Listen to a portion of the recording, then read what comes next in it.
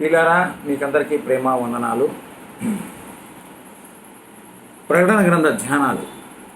ప్రకటన గ్రంథము 5వ అధ్యాయము 8 నుండి 14 వరకు నేనే చదువుతాను. ఆయన దాన్ని తీసుకున్నప్పుడు ఆ 4 జీవులను, వీణెలను, ధూపద్రవ్యములతో నిండిన సువర్ణ పాత్రలు పట్టుకొని ఉన్న 24 పెద్దలను ఆ గొర్రెపిల్ల ఎదుట సాగిలపడింది.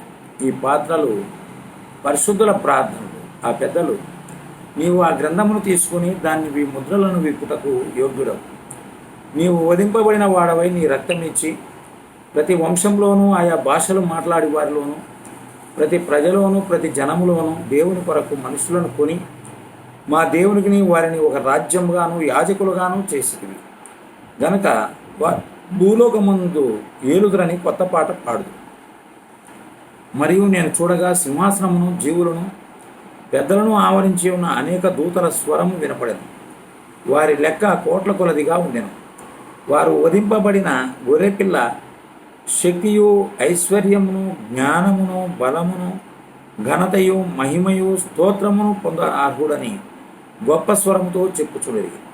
అంతటా పరలోకమందును, భూలోకమందును, భూమి కిందను, సముద్రములోనూ ఉన్న ప్రతి సృష్టము అనగా వాటిలోనున్న సర్వమును, సింహాసనాసీనుడై ఉన్న వానికిని, గొర్రెపిల్లకును స్తోత్రమును, ఘనతయు, మహిమయు, ప్రభావమును యుగయుగములు కలుగునుగాక అని చెప్పుట వింటిని. ఆ 4 జీవులు ఆమెన్ అని చెప్పగా ఆ పెద్దలు సాగిలపడి నమస్కారము చేసిరి. దేవుడి వాక్యము దీవించుగాక. ప్రార్థన చేసుకుందాం. కరుణగల దేవ, పరిశుద్ధుడ, నమ్మకమైన తండ్రి, స్తోత్రాలు. నువ్వు చేసిన మేలు బట్టి మిమ్మల్ని స్తుతిస్తున్నాం. గ్రీన్సిటీ సంఘాన్ని దీవించును. ఆయన వాక్య పరిచయ ప్రతి వారము ప్రకటన గ్రంథ ధ్యానాలు చేయడానికి మీరు ఇచ్చిన కృపను బట్టి మీకు స్తోత్రములు. వచ్చిన ప్రతి ఒక్కరిని దీవించండి. అనారోగ్యంగా ఉన్న వారిని దర్శించి బాగు చేయండి. మందిర నిర్మాణ పనులు మీరు చేస్తున్న మేలులన్నిటి బట్టి మిమ్మల్ని స్తుతిస్తున్నాను. ఇదిగోనైనా వాక్యం చదువుకున్నాం, వివరించడం నాకు ఎంత మాత్రం శక్తి లేదు, జ్ఞానం లేదు. నాయన మీ శిలువ సాటను మరుగుపరచండి. నాతో, మాతో, మా అందరితో మాట్లాడమని, మికిలి బలహీనుడనైనా నన్ను మీ కృపతో నింపి మా అందరితో మీరు సంభాషించమని మా ప్రభువైన యేసుక్రీస్తు నామమున స్తోత్రం చెల్లించి ప్రార్థించి వేడుకుంటున్నాం తండ్రి. ఆమేన్. ప్రియులారా, మరోసారి మీకు వందనాలు. ప్రకటన గ్రంథము 5వ అధ్యాయము మనం ధ్యానం చేస్తున్నాం. గత వారము 5వ అధ్యాయం 5 నుండి 7 వచనాల వరకు ధ్యానం చేశాం. గ్రంథం విప్పగలిగిన యేసుక్రీస్తును చూస్తున్నాం. ఆ యేసుక్రీస్తుకు ఉన్నటువంటి ఆధిక్యతలు, ఆయన యోగ్యుడు, దావీదు వేరు చిగురు, యూదాగోత్రపు సింహము, జయము పొందినవాడు, వధింపబడిన గొర్రెపిల్ల, 7 కొమ్ములు గలవాడు, 7 కన్నులు గలవాడని ఆయనకున్నటువంటి ఆ 7 ఆధిక్యతల గురించి మనం ధ్యానం చేశాం. మరి ఈరోజు ఆరాధించబడుచున్న క్రీస్తు చదువుకున్న 8 నుండి 14 వచనాల్లో మనం చూస్తే ప్రభువైన యేసుక్రీస్తు వారిని ఆరాధిస్తున్నారు. ఆరాధనా కార్యక్రమం ఇది. ఈ ఆరాధనా కార్యక్రమంలో పాల్గొన్నటువంటి వారు మొత్తము 4 రకాలుగా ఉన్నారు. 1 జీవుల ఆరాధన, 4 జీవుల యొక్క ఆరాధన 1. 2వది పెద్దల ఆరాధన, 24 పెద్దలు ఆరాధన చేస్తున్నారు. 3వది దూతల ఆరాధన. 4వది సృష్టి ఆరాధన. 4 రకాల వారు దీనిలో పాల్గొన్నారు. దాని గురించి మనం చదువుకున్నాము. దాని వివరాలను గురించి మనము ధ్యానం చేద్దాం. 8వ వచనానికి మనం వెళ్దాం. ఆయన దాన్ని తీసుకున్నప్పుడు ఆ 4 జీవులను, వీణెలను, ధూపద్రవ్యములతో నిండిన సువర్ణ పాత్రలు పట్టుకొని ఉన్న 24 పెద్దలను ఆ గొర్రెపిల్ల ఎదుట సాగిలపడిరి అని మనం చూస్తున్నాం. ప్రియులారా, ఆయన దానిని తీసుకున్నప్పుడు, ఏదేది పుస్తకాన్ని తీసుకున్నప్పుడు, విప్పగల శక్తి గలవాడు, యోగ్యుడు, అర్హుడైనటువంటి యేసు ప్రభు ఆ గ్రంథమును చేతబూని దాన్ని విప్పడానికి పట్టుకొని ఉన్నాడు. అప్పుడు ఆ 4 జీవులు సాగిలపడిరి అని మనం చూస్తున్నాం. జీవుల యొక్క ఆరాధన. అయ్యా ఇక్కడ మనం చూసినట్లయితే పెద్దలు జీవులు, ఈ వచనంలో 24 పెద్దలు జీవులు గొర్రెపిల్ల ఎదుట సాగిలపడినట్లుగా మనం చూస్తున్నాం. ఈ 14 వచనం చూడండి, ఈ జీవుల గురించి రాస్తున్నాడు. ఆ 4 జీవులు ఆమెనని చెప్పగా పెద్దలు సాగిలపడి నమస్కారం చేసిరి. జీవులు ఆమెను చెప్తున్నాయి, పెద్దలు సాగిలపడి ఆరాధన చేస్తున్నారు. కాబట్టి ప్రియులారా, ఈ జీవులు కెరూబులని మనం ఇంతకుముందు ధ్యానం చేసినాం. ఈ కెరూబులు అనగా దూతలలో ఉన్నత స్థాయికి చెందినటువంటి వారు, ఉన్నత స్థాయి దూతలు, ప్రభువును ఆరాధించే దూతలు. ఆరాధనకు పాత్రుడు దేవుడే గనక యేసుక్రీస్తు దైవత్వము ఏమాత్రము తగ్గించబడకుండా మనం ఇక్కడ చూస్తున్నాం. ఆరాధనకు పాత్రుడు తండ్రియే, అయితే తత్సమానముగా ప్రభువైన యేసుక్రీస్తు వారు ఆయన కూడా ఆరాధించబడుచున్నారు. వధింపబడిన గొర్రెవలే. క్రీస్తు యొక్క దైవత్వానికి ఏమాత్రము కొరవలేదు.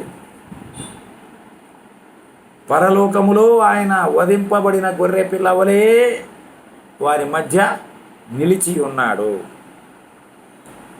ఆరాధించబడుచు ఉన్నాడు. తండ్రితో కూడా ఆయన ఆరాధించబడుచున్నట్లుగా మనం చూస్తూ ఉన్నాం. కాబట్టి 4 జీవుల ఆరాధన ముగింపులో ఆమెనని చెబుతున్నటువంటి 4 జీవులు, కెరూబులు అనేటువంటి మహా గొప్ప దూతలు, ఉన్నత స్థాయి దూతలు ఈ కార్యక్రమంలో పాల్గొన్నారు. ఆ తర్వాత రెండవది మనం ఇక్కడ చూసినట్లయితే 8వ అధ్యాయం 8వ వచనంలోనే వీణలను ధూపద్రవ్యములతో నిండిన సువర్ణ పాత్రలు పట్టుకుని ఉన్న 24 పెద్దలు. ఈ సువర్ణ పాత్రలు పరిశుద్ధుల ప్రార్థనలే. పరిశుద్ధుల ప్రార్థన అంటే 24 పెద్దలు సంఘము యొక్క ప్రతినిధులకు వారు సాదృశ్యముగా ఉన్నారు. సంఘమే సాగిలపడుతుంది, సంఘమే పరలోకములో ఆరాధిస్తుంది. వారికి ప్రతినిధులుగా 24 మంది పెద్దలను ఇక్కడ మనం చూస్తూ ఉన్నాం. ఈ పెద్దలు ఎలా ఆరాధన చేస్తున్నారు అంటే, 1 వీణలు ఉన్నాయి వీళ్ళ చేతిలో. ఏమున్నాయ్యా? వీణలు ఉన్నాయి. 1 సమూయేలు గ్రంథము 16వ అధ్యాయములో సౌలుకు దురాత్మ పట్టినప్పుడు దావీదు వీణ వాయించేవాడు, అవునా? సితార వాయించేవాడు. వీణ సితార ఇవన్నీ ఒకే కోవకు ఒకే జాతికి చెందినటువంటివి. 16వ అధ్యాయము 16వ వచనం, మా ఏలిన వాడమైన నీవు ఆజ్ఞేయము, నీ దాసులమైన మేము సిద్ధముగా ఉన్నాము. సితార చమత్కారముగా వాయింపగల ఒకరిని విచారించుటకై మాకు సెలవిమ్ము. దేవుని యొద్ద నుండి దురాత్మ వచ్చి నిన్ను పట్టినప్పుడల్లా అతడు సితార చేతబట్టుకొని వాయించుట చేత నీవు బాగుపడుతువని అతనితో అనిరి. సితారా దేవుని మహిమపరుస్తుంది, సాతాను శక్తులను పాలద్రోలుతుంది. సాతానుకు సిగ్గు కలగజేస్తుంది, దేవునికి మహిమ కలగజేస్తుంది. అసూయ ద్వేషములతో నింపబడినటువంటి సౌలు హృదయము శరీరము కల్మషమైపోయి దాని యొక్క నుండి దురాత్మ వచ్చి అతన్ని పీడిస్తూ ఉంది. ఆ దురాత్మ వెళ్ళాలంటే చమత్కారముగా సితార వాయించగలవాడు కావాలి. 18వ వచనంలో ఉన్నాడు, ఎస్ఐ యొక్క కుమారులు ఒకరిని చూచిని అతడు చమత్కారముగా వాయింపగలడు, బహుసూరుడు, యుద్ధశాలి, మాట నేర్పరి, రూపసి అయి ఉన్నాడు. అబో, మరియు యెహోవా వానికి తోడుగా ఉన్నాడు. దావీదు యొక్క గుణ లక్షణాలు 18లో చూస్తున్నాం. అతడు చమత్కారముగా సితార వాయించగలడు, సూర్యుడు, యుద్ధశాలి, మాట నేర్పరి, రూపసి, అందగాడు. అంతేకాదు, ఇలాంటి అన్ని గుణ లక్షణాలు కలిగినటువంటి దావీదుకు దేవుడు తోడుగా ఉన్నాడు. 23వ వచనం చూడండి, దేవుని యొద్ద నుండి దురాత్మ వచ్చి సౌలును పట్టినప్పుడల్లా దావీదు సితార చేత పట్టుకొని వాయింపగా దురాత్మ అతన్ని విడిచిపోయాను, అతడు సేదదీరి బాగాయను. వీణ వాయించగా దేవుడు మహిమపరచబడుతూ ఉన్నాడు. సౌలులో ఉన్న దురాత్మ దూరముగా వెళ్ళిపోతున్నట్లుగా మనం చూస్తూ ఉన్నాం. ఆ సితారాలను, ఆ వీణలను పరలోకములో కెరూబులు, ఆ 4 జీవులు, 24 పెద్దలు పట్టుకొని వాయించుతూ ఉన్నారు. సంఘ ప్రతినిధులుగా వాయిద్యాలు దేవుని మహిమపరచడంలో వాయిద్యాలు ఎంతో, వాటి పాత్ర ఎంతో గొప్పదని ఇక్కడ మనము దావీదు జీవితాన్ని బట్టి మనం చూస్తూ ఉన్నాం. అలానే 2వ రాజుల గ్రంథంలో చూడండి, ఎలీషా కాలంలో ఒక మోయాబీయుల యుద్ధానికి పోయి ఉండగా ఆ ఏటిలో నీళ్ళన్నీ ఎండిపోయి పశువులకు నీళ్లు దొరకనటువంటి దుస్థితిలో ఉండగా ఎలీషా మాట్లాడుతున్నాడు. చూడండి 3వ అధ్యాయం 14వ వచనం. ఎలీషా ఇట్లనెను, సైన్యములకు అధిపతి యెహోవా సన్నిధి నేను నిలుచున్నాను.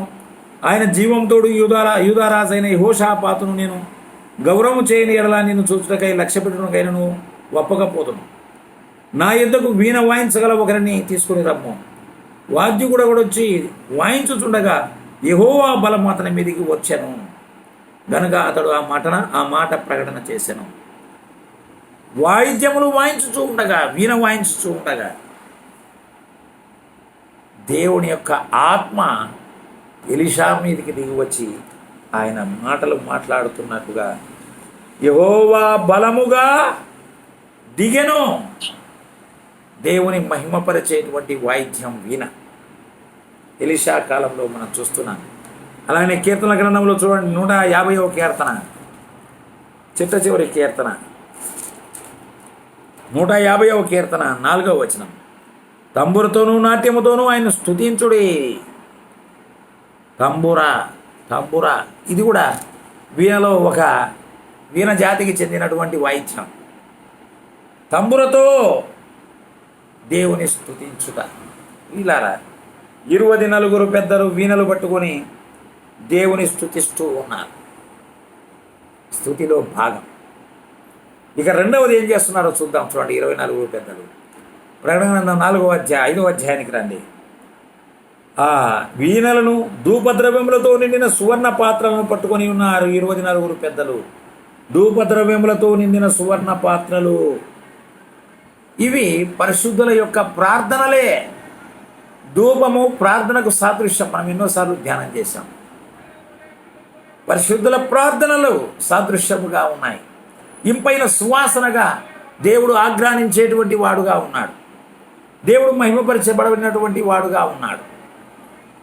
ప్రియులారా, అలాంటి దైవత్వము కలిగినటువంటి దేవుడు, మహిమపరచబడుతున్నటువంటి దేవుణ్ణి ఈ సువర్ణ పాత్రలతో, ధూపద్రవ్యములతో నింపబడిన సువర్ణ పాత్రలు, మనకందరికీ తెలుసు. ఈ ధూపద్రవ్యాలను గురించి నిర్గమకాండం 30వ అధ్యాయంలో మనం ధ్యానం చేశాము ఇదివరకు, అవునా?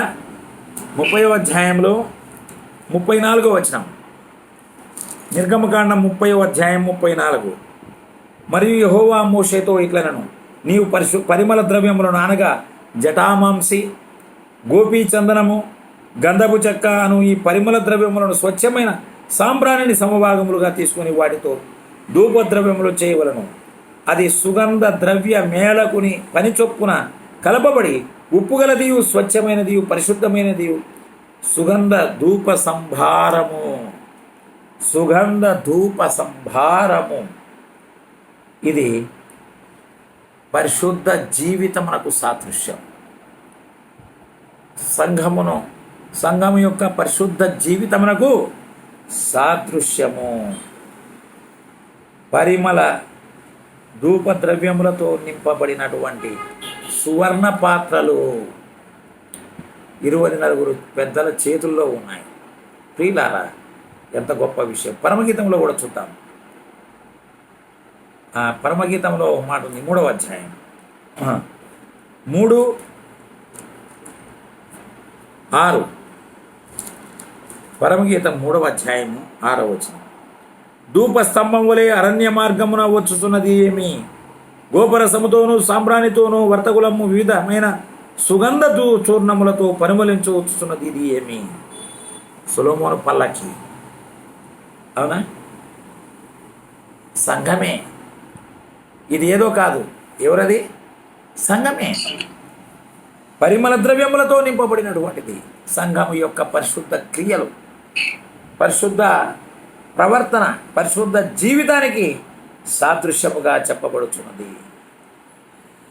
ధూపస్తంభం వలె ఆ పరిమళ వాసన పైకి ధూపం లేస్తూ ఉన్నది.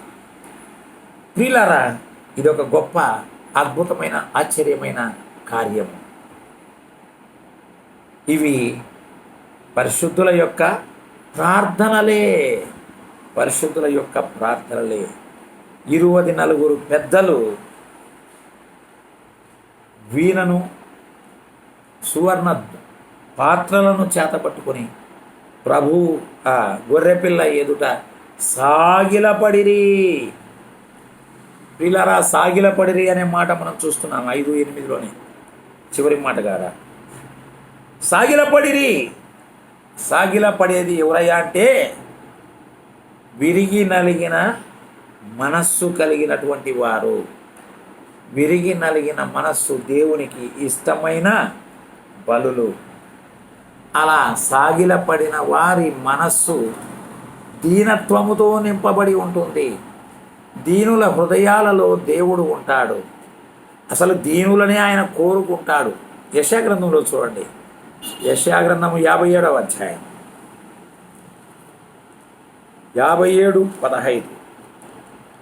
మహాగణుడును మహోన్నతుడును పరిశుద్ధుడును నిత్య నివాసి అయిన వాడు ఇలాగూ సెలవిచ్చుచున్నాడు, నేను మహోన్నతమైన పరిశుద్ధ స్థలంలో నివసించువాడు అయినను వినయము గల వారి ప్రాణము ఉజ్జీవింపజేయుటకును, నలిగిన వారి ప్రాణము ఉజ్జీవింపజేయుటకును, వినయము గల వారి యొద్దను దీన మనస్సు గల వారి యొద్దను నివసించుచున్నాను.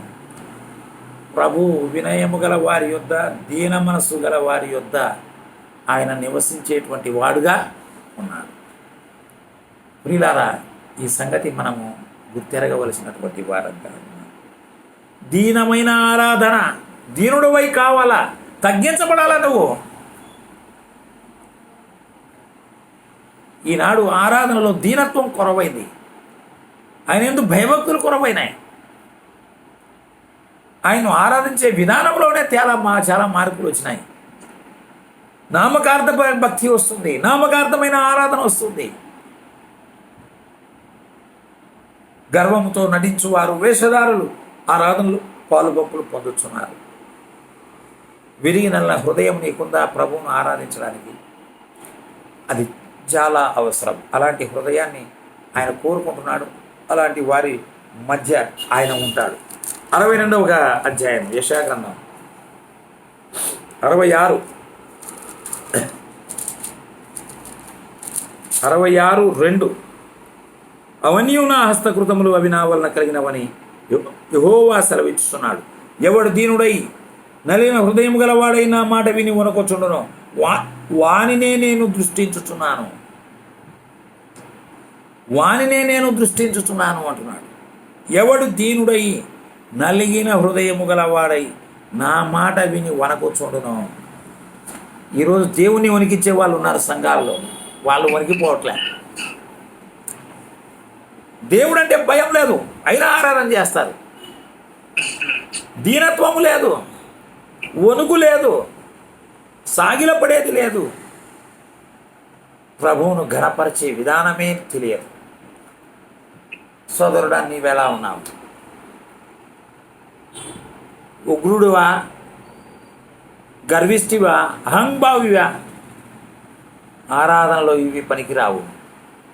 నీవు నీ దీనత్వాన్ని, నీ దీన మనస్సు, నీ వినయ మనస్సు, ఆయన మాట విని వణుకుచుండే వారిని ఆయన దృష్టించుచున్నాడు. కానీ గర్విష్ఠుల యొక్క ఆరాధన అసూయ, ద్వేషములతో, అహంభావంతో నింపబడిన వారి యొక్క ఆరాధన ఆయన స్వీకరించేవాడుగా లేడు, ఆయన ఆలకించేవాడుగా లేడు, వారి మధ్య నివసించేవాడుగా లేడు. చాలా సంఘాలు ఆరాధన చేస్తున్నాయి, కానీ వారి మధ్య ప్రభువు ఉంటున్నాడో లేదో ఎవరికి వాళ్ళే పరిశీలించుకోవాలి. ఏ దృష్టితో మనం ఆరాధన చేస్తున్నాం, ఏ మనస్సుతో మనం ఆరాధన చేస్తున్నాం అనేది చాలా ప్రాముఖ్యమైన అంశం. ఇప్పుడు రండి, ఇక్కడ మనం చూసినట్లయితే 9వ వచనంలో, 9వ వచనంలో ఆరాధనలో మన గురి, అది హెడ్డింగ్, చిన్న హెడ్డింగ్. ఆరాధనలో మన గురి ఎవరి మీద ఉండాలా? ఆ పెద్దలు. 9వ వచనం, నీవు ఆ గ్రంథమును తీసుకొని దాన్ని విప్పుటకు, ముద్రలు విప్పుటకు యోగ్యుడవు. నీవు వధింపబడిన వాడై నీ రక్తమిచ్చి ప్రతి వంశంలోనూ ఆయా భాషలు మాట్లాడు వారిలోనూ ప్రతి ప్రజలోనూ ప్రతి జనములోనూ దేవుని కొరకు మనుషులను కొని మా దేవునికి వారిని ఒక రాజ్యముగాను యాజకులుగాను చేసేవి గనక వారు భూలోకమందు ఏలుదురని కొత్త పాట పాడుదురు. మన గురి ఎవరి మీద ఉండాలి? ఆరాధనలో యోగ్యుడు, ముద్రలు విప్పుటకు యోగ్యుడు. యోగ్యుడవో యోగ్యుడవో యేసు ప్రభు, నీవే యోగ్యుడవు. యేసు ప్రభు ఒక్కడే యోగ్యుడు. మరణము గెలచిన యోధుడవో, నా జీవితమున పూజ్యుడవో, నా జీవితమున పూజ్యుడవో, యోగ్యుడవో యోగ్యుడవో యేసు ప్రభు, నీవే యోగ్యుడవు. పిల్లరా, ఆయన ఒక్కడే యోగ్యుడు. ఎందుకనగా వధింపబడిన వాడవై నీ రక్తం ఇచ్చినటువంటి వాడవు. యేసు ప్రభు వధించబడిన గొర్రెపిల్ల, లోక పాపములను మోసుకొని పోవుచున్న గొర్రెపిల్ల, వధించబడిన గొర్రెపిల్ల. ఆయన రక్తం ఇచ్చి ప్రతి వంశము, భూమి మీద ఎన్నో వంశాలు ఉన్నాయి. ఆదాము మూలపురుషుడైన వంశాలు మాత్రం కోట్ల కొలది వచ్చాయి. ప్రతి వంశములోనూ ఆయా భాషలు మాట్లాడు వారిలోనూ దేవుడు భాషలను తారుమారు చేశాడు. ఆది కాండంలోనే 11వ అధ్యాయంలో అప్పటి నుండి ఎన్నో భాషలు వచ్చినాయి. అన్ని భాషలు మళ్ళా యేసు ప్రభును ఎరిగినారు అన్ని భాషల వారు. ప్రతి ప్రజలోనూ జాతి భేదము లేకుండా, ప్రాంత భేదము లేకుండా, ఖండాంతరముగా ప్రతి ప్రజలోనూ ఆయా భాషలు మాటలు వాడిలోను, ప్రతి ప్రజలోను, ప్రతి జనములోనూ అనగా ఎవరి నేషన్, ప్రతి దేశములోను, అవునా, దేవుని కొరకు మనుషులను కొని యేసు ప్రభు తన రక్తం ఇచ్చి ప్రజలను కొన్నాడు. He purchased, he bought. మనము కొనబడిన వారము. ఎస్, మనము కొనబడితే ఆయనకు దాసులమే. గుర్తుంచుకోండి, కొనబడిన ప్రతివాడు కొనబడిన దాసుడు. నిర్గమకాండం, లేవియ కాండంలో ఉంది ఆ మాట, ఆది కాండంలో కూడా ఉంది. యోసేపు కొనబడిన దాసుడే. కొనబడినాము, యేసు రక్తము చేత మనము కొనబడినాము. అందుకనే కొరంథీ పత్రికలు అంటాడు, మీరు మీ సొత్తు గారు, మీరు విలువ పెట్టి కొనబడిన వారు కనుక మీ దేహంతో దేవుని మహిమపరచుడి. కొనబడిన వారము మా దేవునికి. ఇలాంటి వారిని మా దేవునికి, వారిని మనల్నందరినీ యేసు ప్రభు తన రక్తంతో కొని ఏం చేశాడు? దేవునికి వారిని ఒక రాజ్యము, ఒకే రాజ్యం, అందరూ నమ్మిన వారంతా ఒకే రాజ్యం, యాజకులుగాను, నమ్మిన వారంతా యాజకులే. మళ్ళీ అక్కడ భేదాభిప్రాయాలు లేవు. చేసితివి గనుక వారు భూలోకమునందు ఏలుదురని కొత్త పాట పాడుదురు. ఇప్పుడు ఒక కొత్త పాట ఎత్తుకున్నారు. ఏం పాట అది? ప్రభు మమ్మల్ని కొన్నాడు, మేము భూలోకాన్ని వెళ్తాం. ఆయన మాకు రాజ్యము, మమ్మల్ని రాజ్యముగా చేశాడు, మమ్మల్ని యాజకులుగా చేశాడు, మేము భూలోకమును ఏలుతాము. మనకందరికీ తెలుసు. తిమోతి రాసిన 2వ పత్రిక 2:12, అవునా? తిమోతి 2వ పత్రిక 2:12, సహించిన వారమైతే ఆయనతో కూడా ఏలుదుము. ప్రభు ఏళ్తాడు, మనం కూడా ఏళ్తాం. 1000 ఏళ్ల పరిపాలనలో, 1000 ఏళ్ల పరిపాలనలో మనం వెళ్తాం. సోదరుడా, సోదరి, అమ్మ, నువ్వు బలహీనురాలు అయినా, భక్తి, నువ్వు అనారోగ్యం ఉన్నా, నీకు ఈ లోకంలో ఏమున్నా కానీ నీ విశ్వాసం నిన్ను కాపాడింది. పరలోకములో నువ్వు ఏళ్తావు. ఆ 1000 ఏళ్ల పరిపాలన నువ్వు ఏళ్తావు. గుర్తుంచుకో. ప్రకటన గ్రంథం 20వ అధ్యాయం 6వ వచనం. 20వ గ్రంథం 20వ అధ్యాయము, ప్రకటన 20 6. ఈ మొదటి పునరుద్ధానంలో పాలుగల వారు ధన్యులను పరిశుద్ధులనయ్యుందురు. ఇట్టి వారి మీద రెండవ మరణమునకు అధికారము లేదు. వీరు దేవునికిని క్రీస్తుకును యాజకులై, చూడండి, దేవునికిని క్రీస్తుకును యాజకులై. మొదటి పునరుద్ధానంలో పాల్గొంపులు పొందేది మనమే, నమ్మిన మనమే, గుర్తుంచుకోండి. యాజకులై క్రీస్తు కూడా 1000 సంవత్సరములు రాజ్యము చేయుదురు. అంటే రాజ్య పరిపాలన చేస్తారు. ఎవరు? నమ్మిన సంఘస్థులు, ఎత్తబడిన సంఘం మనమే. భూలోకమందు ఏలుదురని కొత్త పాట పాడుదురు. ఇంకా శ్రమల కాలం మొదలు కాలే ఇక్కడ ఈ 5వ అధ్యాయం కాడ, అవునా? సంఘం ఎత్తబడింది కానీ ఇంకా శ్రమల మొదలు కాలే. శ్రమల కాలం 7 సంవత్సరాలు శ్రమల కాలం అయిపోయిన తర్వాత 1000 ఏళ్ల పరిపాలనలో భూలోకాన్ని ఏల్తామని ప్రభువును ఆరాధిస్తూ దేవుని స్తుతిస్తూ కొత్త పాట పాడుతారు. కొత్త పాట పాడుతారు. పాటలు పాడుట, పాటలు పాడుట, పాట పాట పాట పాట. మోషే ఎర్ర సముద్రం దాటినప్పుడు మొదలైంది పాట. అదే కదా మొదటి పాట. దాని గురించి ధ్యానం చేశాం 15వ అధ్యాయం నిర్గమకాండం. పరలోకములో పాట, ప్రకటన గ్రంథం 5వ అధ్యాయంలో. మధ్యలో ఎన్ని పాటలో, కీర్తనల గ్రంథం 150 పాటలు, ఇంకా ఎన్నో ఉన్నాయి. మన పాటల పుస్తకంలో 1000 పాటలు. ప్రపంచంలో ఎన్నో పాటల పుస్తకాలు, ఎన్నో పాటలు.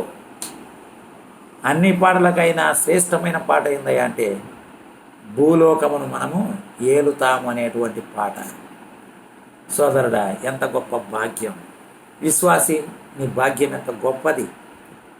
నీవు నమ్మిన ప్రభువు ఎంత గొప్పవాడు! నీ నమ్మకం ఎంత గొప్పది! నువ్వు ఎన్నుకున్న ఈ మార్గం ఎంత గొప్పది!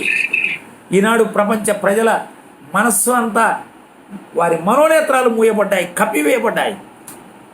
సర్వసత్యం ఎరక్కపోతున్నారు, భవిష్యత్తును తెలుసుకోలేకపోతున్నారు, సువార్తకు లోబడలేకపోతున్నారు, క్రీస్తును పక్కన పెడుతున్నారు. దేవుడు నీ మనోనేత్రాలు వెలిగించి నీ బ్రతుకును మార్చి నీకు గొప్ప ఆధిక్యతలు ఇచ్చినాడు. సోదరుడా, సోదరి, నువ్వు ఎంతో ధన్యుడివి. మనం ఎంతో ధన్యులం. We are privileged people. మనం ఆశీర్వదించబడిన వారము, ఆధిక్యతలు కలిగినటువంటి వారం. భూలోకమందు ఏలుదురని కొత్త పాట పాడుదురు. రండి, అదే కొత్త పాటల గురించి కీర్తనల గ్రంథం 33:3లో కూడా ఒక మాట ఉంది. అది కూడా చదివి వినిపిస్తా. 33:3 కీర్తనల గ్రంథం 33:3. ఆయనను గూర్చి నూతన కీర్తన పాడుడి, ఉత్సాహధ్వనితో ఇంపుగా వాయించుడి. నూతన కీర్తన, కొత్త పాట. కొత్త పాట ఎల్లప్పుడూ నేను ప్రభు కోసం పాడా. కొత్త పాట అదేదో ఉందయ్యా, ఒక పాట ఉంది, ఒక పాట ఉంది, ఉంది, ఒక పాట ఉంది, ఒక పాట ఉంది, కొత్త పాట అనే పాట ఉంది. కాబట్టి ప్రియులారా, ప్రభువుని గురించి కొత్త పాట పాడడం. పాట అనేది ఒక వరం, కృపా వరం. అది కొందరికే ఉంది కానీ అందరికీ లేదు. ఆ దేవుడికి స్తోత్రం. అయినా మనం స్వరం కలిపి పాడుదాం. ఇప్పుడు 3వ విషయానికి వెళ్దాం. 1, జీవుల ఆరాధన అయిపోయింది. 2వది, పెద్దల ఆరాధన కూడా అయిపోయింది. 3వది, దూతల ఆరాధన.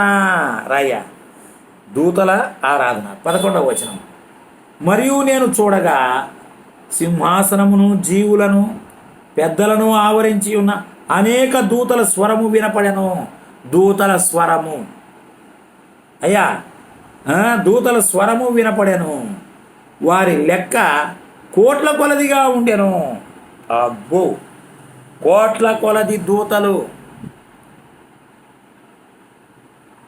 జీవులు, 4 జీవులు, 24 పెద్దలు కొత్త పాట పాడుతూ ఉంటే వీళ్ళు కూడా, ఈ దూతలు కూడా స్వరము కలిపారట. అబ్బో, ఎంతమంది దూతలు? కోట్ల కొలది దూతలు. భూమి మీద మనుషులు ఎంతమంది ఉన్నారో నేను అనుకుంటాను అంతకనే ఎక్కువే ఉంటారనుకుంటా దూతలు కూడా. కోట్ల కొలది అన్నాడు అంటే లెక్కించలేకపోయినారు. కోట్ల కొలది దూతలు స్వరము కలిపి ఆ పాట పాడుతూ ఉన్నారు. దూతల ఆరాధన, దూతల ఆరాధన. ఈ దూతల ఆరాధనలో 7 శ్రేష్టమైన మాటలు ఉన్నాయి. అయ్యా, 7 శ్రేష్టమైన మాటలు ఉన్నాయి. వాటిని ధ్యానం చేద్దాం. చూడండి, పెద్దలైతే మాత్రము క్రీస్తు మరణాన్ని గురించి పాడారు, స్తోత్రం చెప్పారు. విమోచకుడైన గొర్రెపిల్లను గురించి పాడారు. అయితే దూతలు మాత్రము వారి పాటలో మరికొన్ని మాటలు ఉన్నాయి. క్రీస్తు కలిగిన మరి 7 ఆధిక్యతలను గురించి ఇక్కడ పాడుతూ ఉన్నారు. ఏమిటా పాట? 12వ వచనం. వధింపబడిన గొర్రెపిల్ల. వీరు పాడేది కూడా క్రీస్తుని గురించే. 4 జీవులు క్రీస్తుని గురించే పాడుతున్నారు, వధింపబడిన గొర్రెపిల్ల. పెద్దలు కూడా క్రీస్తుని గురించే పాడుతున్నారు, వధింపబడిన గొర్రెపిల్ల. దూతలు కూడా వధింపబడిన గొర్రెపిల్ల అయినటువంటి క్రీస్తుని గురించే పాడుతూ ఉన్నారు. 7 రకాల మాటలు ఉన్నాయి. వధింపబడిన గొర్రెపిల్ల. నంబర్ 1 శక్తి. ఈ వధింపబడిన గొర్రెపిల్లకు ఏముంది? శక్తి. ఫిలిప్పీ పత్రికలో చూడండి, 1 శక్తి. ఫిలిప్పీ పత్రిక 3వ అధ్యాయం 21. సమస్తమును తనకు లోబర్చుకొనజాలిన శక్తిని బట్టి ఆయన మన దీన శరీరమును తన మహిమగల శరీరమునకు సమరూపము గల దానిగా మార్చును. లోబర్చుకొనజాలిన శక్తి కలిగినటువంటి వాడు. ప్రియులారా, ఆయన అద్భుతమైన ఆశ్చర్యకరమైన శక్తి గలవాడు. కొరింథీయులకు రాసిన 1వ పత్రిక 1వ అధ్యాయము 1వ పత్రిక 1వ అధ్యాయము 24 చివరి మాట. పిలువబడిన వారికే క్రీస్తు దేవుని శక్తియు దేవుని జ్ఞానమునై ఉన్నాడు. దేవుని శక్తి, లోబర్చుకొనజాలని శక్తి, దేవుని శక్తి కలిగినటువంటి వాడు ప్రభువైన యేసుక్రీస్తు. దూతలు ఆయన శక్తిని గురించి పాడుతున్నారు. ప్రభువా, నీవు శక్తిమంతుడవు. నంబర్ 2 ఐశ్వర్యము. ఐశ్వర్యము, క్రీస్తు యొక్క ఐశ్వర్యం. ప్రియులారా, ఎఫ్సి పత్రిక 3వ అధ్యాయము 8వ వచనంలో మనం చూసినట్లయితే శోధింప శక్యము గాని క్రీస్తు ఐశ్వర్యము అని చెప్పబడింది. శోధింప శక్యము గాని క్రీస్తు ఐశ్వర్యము. మత్తయి సువార్త 13వ అధ్యాయము 44వ వచనంలో అయినట్లయితే ఆయన గురించి ఉపమానంగా చెప్పబడింది. మత్తయి సువార్త 13వ అధ్యాయము 44వ వచనం. 13:44. పరలోక రాజ్యం పొలములో దాచబడిన ధనము. ఆయన దాచబడిన ధనము. 45వ వచనము. పరలోక రాజ్యం మంచి ముత్యములను కొన వెదకు వర్తకుని పోలి ఉన్నది. అతడు అమూల్యమైన ముత్యమును కనుగొని. పొలములో దాచబడిన ధనము మన ప్రభువైన యేసుక్రీస్తే. అమూల్యమైన ముత్యము కూడా మన ప్రభువైన యేసుక్రీస్తే. ఎఫ్సి పత్రికలో ఉన్న శోధింప శక్యము కాని ఐశ్వర్యవంతుడు మన ప్రభువైన యేసుక్రీస్తే. ఆయన ఐశ్వర్యవంతుడు. అలాంటి ప్రభు ఏమైనాడు? మన నిమిత్తమో దరిద్రుడైనాడు. చూడండి, కొరింథీయులకు రాసిన 2వ పత్రిక 8వ అధ్యాయము 9వ వచనం. మీరు మన ప్రభువైన యేసుక్రీస్తు కృపను ఎరుగుదురు కదా. ఆయన ధనవంతుడై ఉండినను మీరు తన దారిద్ర్యం వలన ధనవంతులు కావాలని మీ నిమిత్తము దరిద్రుడాయను. అయ్యా, ఆయన ధనవంతుడే. అయితే మన నిమిత్తం ఏమైనాడు? దరిద్రుడే. తన ఐశ్వర్యం అంతా ఇచ్చినాడు. భూమి మీద ఇచ్చినాడు, పరలోకంలో కూడా ఇస్తున్నాడు. మొత్తం మీదే అంటున్నాడు. ఎంత గొప్ప భాగ్యం, ఐశ్వర్యము. అందుకనే దూతలు పాడుతున్నారు, అయ్యా నీవు శక్తి గలవాడవు. 2 ఐశ్వర్యము కలిగినటువంటి వాడు. 3 జ్ఞానము కలిగిన వాడవు. కొలసై పత్రిక 2:3 బుద్ధి జ్ఞానములు సర్వసంపదలు క్రీస్తునందు గుప్తమై ఉన్నవి. బుద్ధి జ్ఞానములు. జ్ఞానం అంటే యేసు ప్రభువే. సామెతల గ్రంథంలో ఉన్న జ్ఞానము యేసు ప్రభువే. జ్ఞానము గలవాడు రక్షింపబడును, జ్ఞానము గలవాడు దీవించబడను, జ్ఞానము గలవాడు ఆశీర్వదించబడును. జ్ఞానము జ్ఞానము జ్ఞానం. క్రీస్తును కలిగిన వాడు ఆశీర్వదించబడతాడు, దీవించబడతాడు, రక్షింపబడతాడు. అన్నిటికీ మూలము జ్ఞానము. ఆ జ్ఞానమే క్రీస్తు అయి ఉన్నాడు. ఇందాక మనం చదువుకున్నాం, క్రీస్తు 1 కొరింథీ పత్రిక 1:24 క్రీస్తు దేవుని శక్తియు దేవుని జ్ఞానమునై ఉన్నాడు. గుర్తుంచుకోండి, దేవుని జ్ఞానము. ఇక 4వ విషయానికి వెళ్దాం. అయ్యా, ఆయన శక్తిమంతుడు, ఐశ్వర్యవంతుడు, జ్ఞానము గలవాడు. 4వది బలమును. ఆయన బలము గలవాడు. ఆయనకు ఎవరు ఆయనకు సాటి? ఎంతో సుందరుడమ్మ తాను. ఆ పాటలో ఆయనను వర్ణించిన విధానం చూస్తే ఆయన బలము, ఆయన శక్తి, ఆయన ఐశ్వర్యము ఏమని మనం పొగడగలము? చూడండి, ఆయన బలం ఎటువంటిదో 2 మాటలు యోహాను సువార్త 10వ అధ్యాయం 10:28.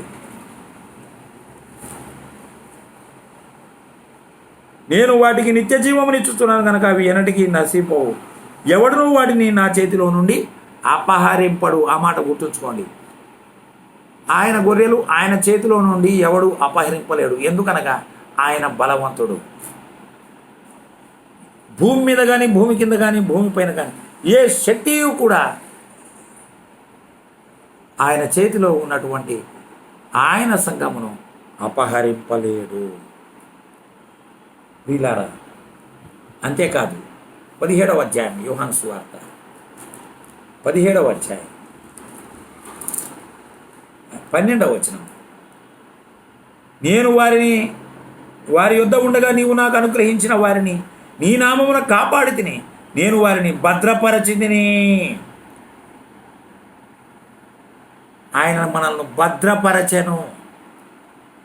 ఆయన చేతిలో నుండి ఎవడు అపహరింపలేడు. 2వది, ఆయన మనల్ని భద్రపరిచినాను అని చెప్తున్నాడు.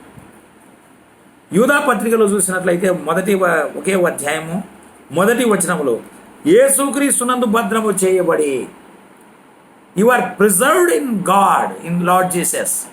యేసు ప్రభునందు మనము భద్రము చేయబడిన వారు. పేతురు రాసిన 1వ పత్రిక 1వ అధ్యాయము 3వ వచనం 1:3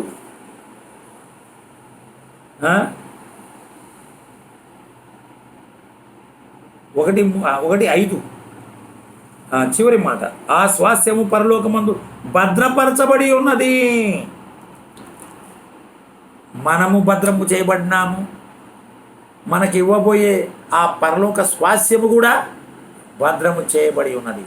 ఆయనలో నుండి ఎవ్వరూ దానిని తస్కరించలేరు. ఆయన మహాబలము గలవాడు. గుర్తుంచుకోండి, ఏమని ఆయన బలమును మనం చాటగలుగుతాము?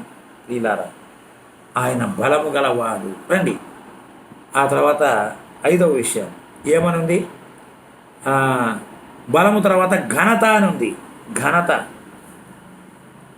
ఆయన ఘనతకు పాత్రుడు. చూడండి, యోహాను సువార్త 17వ అధ్యాయం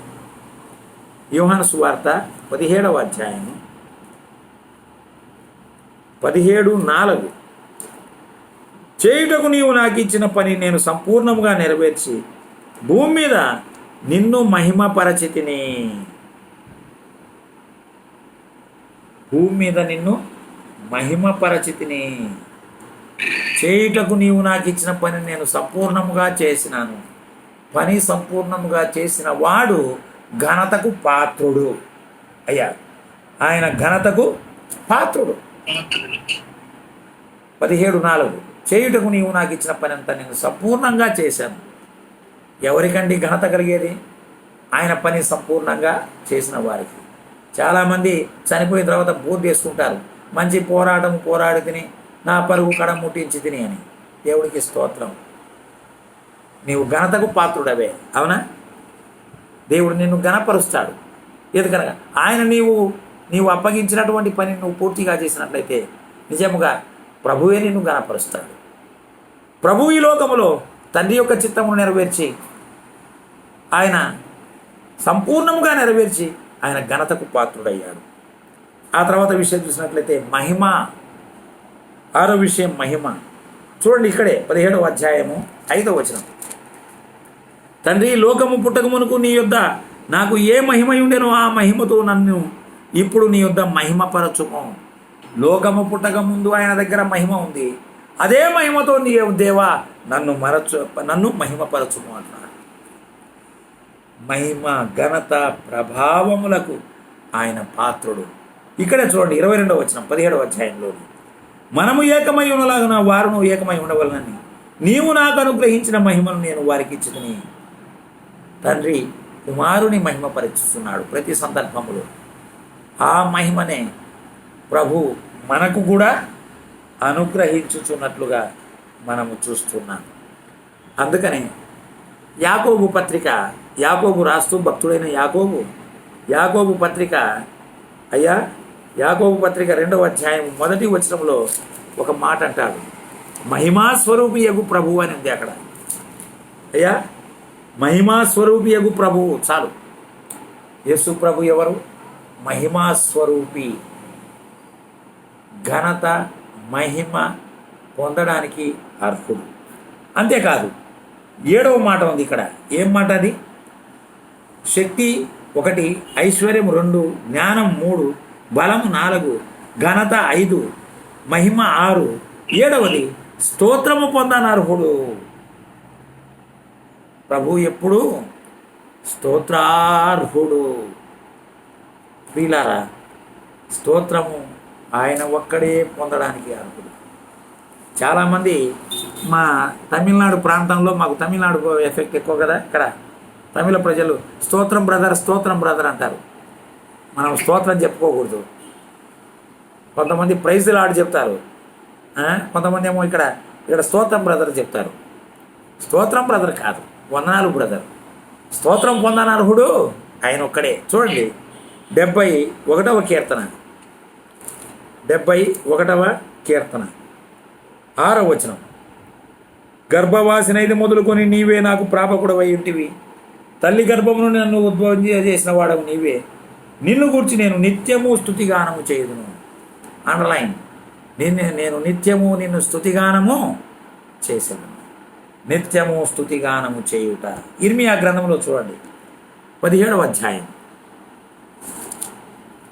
అధ్యాయం, ఇర్మియా గ్రంథము 17వ అధ్యాయం 4వ వచనం. 17:14 యెహోవా, నీవు నన్ను స్వస్థపరిచిన ఎడల నేను స్వస్థతను అందుతును, నన్ను రక్షించిన ఎడల నేను రక్షింపబడును.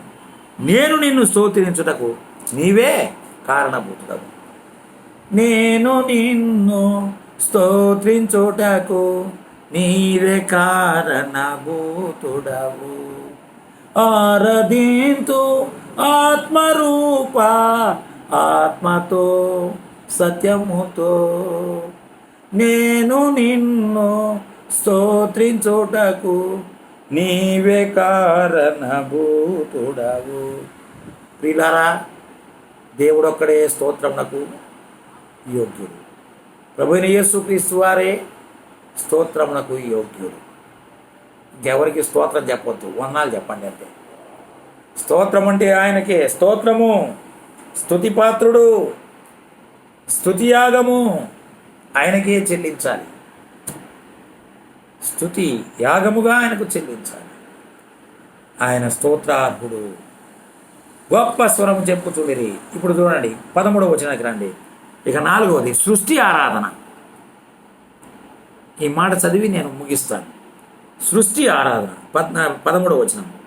అంతటా పరలోకమందును, నంబర్ 1 పరలోకం, నంబర్ 2 భూలోకమందును, నంబర్ 3 భూమి కిందను సముద్రములోను ఉన్న ప్రతి సృష్టము అనగా వాటిలోనున్న సర్వమును సింహాసనాసీనుడై ఉన్న వానికి గొర్రెపిల్లకును స్తోత్రమును ఘనతయు మహిమయు ప్రభావమును యుగయుగములు కలుగునుగా కని చెప్పుట వింటిని. ఈ 13వ వచనంలో ఉండేదే సృష్టి. పరలోకము, భూలోకము, భూమి క్రింద ఉన్న సముద్రము. కిందను సముద్రంలో ఉన్న ప్రతి సృష్టి కూడా దేవుని ఆరాధిస్తుంది, ప్రభువును ఆరాధిస్తుంది. ఎక్కడ కూడా చూడండి, సింహాసనాసీనుడై ఉన్న వానికి అంటే తండ్రి అయిన దేవుడు. అర్థమైందా? సింహాసనం మీద కూర్చున్నది తండ్రి అయిన దేవుడు. గొర్రెపిల్లకును, వధింపబడిన గొర్రెపిల్ల ప్రభు అయిన యేసు క్రీస్తుకును స్తోత్రమును, ఘనతయు, మహిమయు, ప్రభావము యుగయుగములు కలుగుగా కానీ చెప్పుట వింటిని.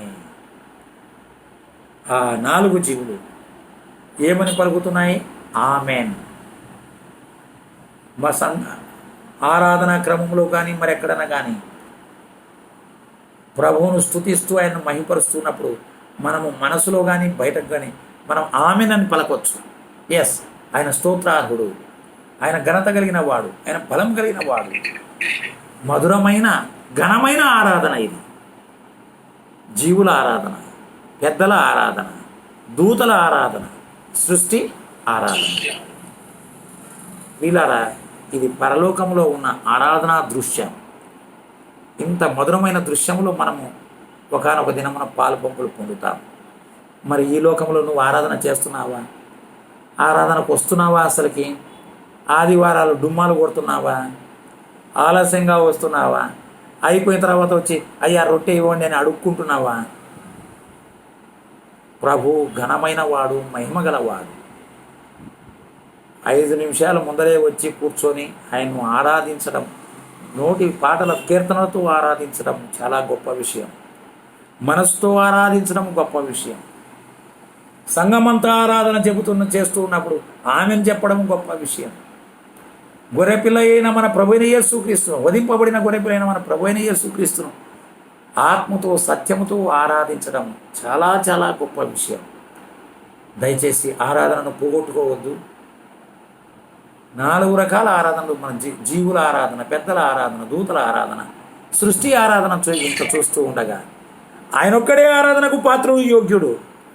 అలాంటి వాడిని ఆరాధించకుండా ఇంట్లో ఎలా ఉంటావయ్యా నువ్వు?